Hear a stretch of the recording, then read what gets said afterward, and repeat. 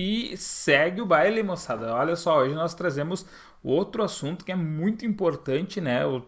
Obviamente estou tentando separar os assuntos mais importantes aqui na nossa quarentena e hoje eu trago esse assunto que é da República Velha, né? O coronelismo, que eu acredito que seja tipo o limite cronológico do Brasil aí na prova do Enem de 2021. E aí eu estou trazendo aqui essas informações que a gente precisa falar, né? Alguns conceitos, algumas coisas. Primeiro a gente tem que saber o seguinte, ó. Quando nasceu a República Brasileira, né? Depois da queda do Império, estabeleceu-se finalmente o federalismo no Brasil. Tá? Então lembra que na época imperial a gente tinha um unitarismo, que era um governo bastante fechado, né, centralizado, e agora se deu finalmente autonomia para os estados, né, dentro da federação.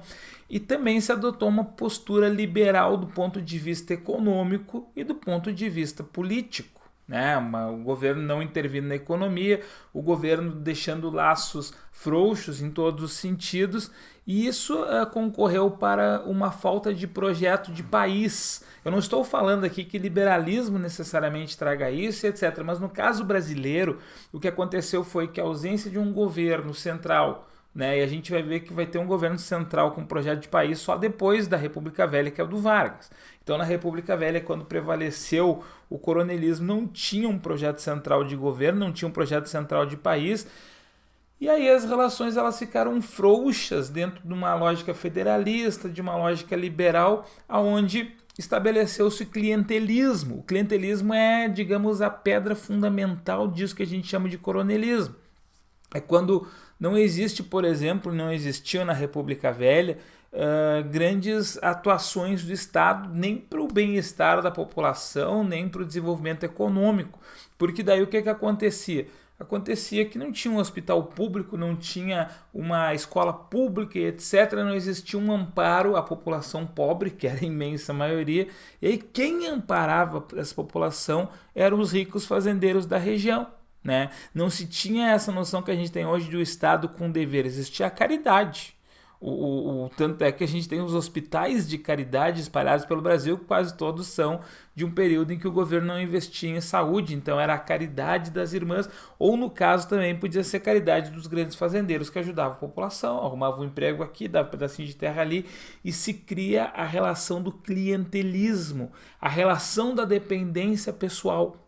Tá? Onde que, por exemplo, eu, um grande fazendeiro, eu ajudo as pessoas pobres, eu arrumo um pedaço de terra para um, arrumo um emprego para outro e eles se tornam meus clientes políticos. E aí facilita toda a manobra política eleitoral que a gente chama lá de voto de cabresto.